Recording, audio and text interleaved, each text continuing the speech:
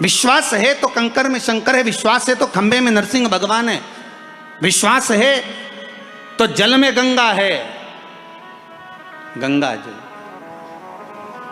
और विश्वास नहीं तो कोई। मानो तो मैं गंगा माहूं, ना मानो तो बहता पानी।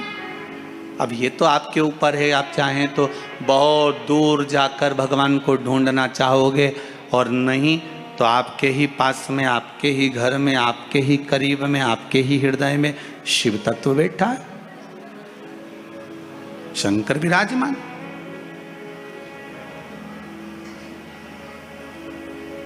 आप उसको ढूंढो। अब माता अहिल्याबाई की माता सुशीला शिंदे जी ने कहा गर्भ नहीं ठहरा है, बच्चे नहीं। श्री मनकोजी शिंदे ने कहा क्यों चिंता करती है, काय का टेंशन, काय की चिंता। मेरा उघड़दानी, मेरा भोलेनाथ कभी खाली नहीं छोड़ता। सब शिव महापुराण की कथा कहती है, आप अगर विश्वास रखे हो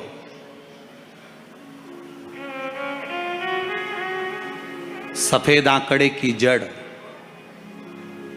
जिस नारी का संतान नहीं हो, गर्भ नहीं ठहरा हो, सफेद आंकड़े की जड़, जिस देव अधिदेव महादेव की कथा जिस तुम्बरुका जी ने श्रवण कराई है, शंकर भगवान जिनके सामने बैठकर शिव पुराण की कथा सुन रहे हैं, उन तुम्बरुका जी का नाम लेकर शिवलिंग पे से 21 बार घुमाकर मंदिर में ही कमर पर 7वें दिन रजस्वला धर्म के जो बांध लेता है, और एक पीपल का पत्ता अवधूतेश्वर महादेव का नाम लेकर शंकर पर चढ़ाकर उसको गाय के दूध में उकाल कर रात्रि को दोनों पति पत्नी अगर पीकर सोते हैं, 3 महीने में भगवान भोलेनाथ उसकी गोद भर देते हैं। ये शिव तत्व।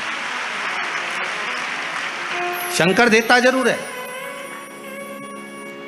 माता अंजना के यहां स्वयं शिव महापुराण की कथा कहती है, स्वयं शास्त्र वर्णन करता है, माता अंजना माता के गर्भ से संतान नहीं हुई। 42 वर्ष की माता अंजना हो गई थी, और 42 वर्ष की होने के बाद भी माता अंजना के गर्भ से संतान नहीं थी। जब संतान नहीं हुई तब बार बार निवेदन करा महाराज केसरी से, तब नहीं संतान हुई तब अपने पिता से जाकर निवेदन करा, पिताजी। गौतम बाबा से निवेदन करती है माता अंजना कि मेरे गर्भ से संतान नहीं, मुझे औलाद नहीं, क्या करूं? तब गौतम बाबा ने कहा एक पार्थिव शिवलिंग का निर्माण करो, मिट्टी का शिवलिंग बनाओ, उसकी पूजन करो। और माता अंजना उस मिट्टी के शिवलिंग के पूजन में ऐसी लीन हो गई, ऐसी लीन हो गई कि मिट्टी का शिवलिंग का निर्माण करती, पूजन करती। एक बार देवाधिदेव महादेव ने कह दिया, जाओ पार्वती जरा जाकर पूछो कि अंजना को चाहिए क्या,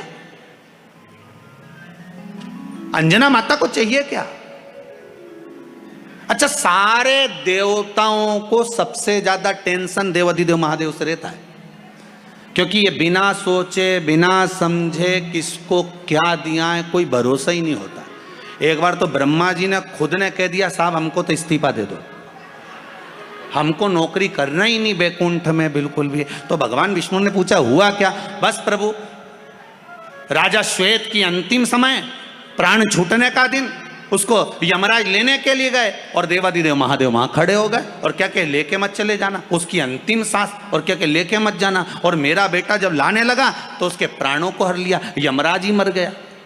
फिर मेरी पोती गई मृत्यु देवी, उससे कहा उठा ला राजा श्वेत को। वो राजा श्वेत को जैसे ही मृत्यु देवी ने फांस डाली, भगवान शंकर ने उसको भी मार दिया। अब बताओ, सूर्य नारायण भगवान बोले कि मेरा बेटा भी मर गया, मेरी पोती भी मर गई, अब बताओ क्या करें? तो भगवान ब्रह्मा जी ने शंकर जी से जाकर कहा, भोलेनाथ ये आपकी आदत बहुत गलत है, जब इसको मरना था तो आपने क्यों बचाया? शंकर जी बोले मेरे मंदिर में बैठा था, जगह तो देखो कि कहां बैठा है।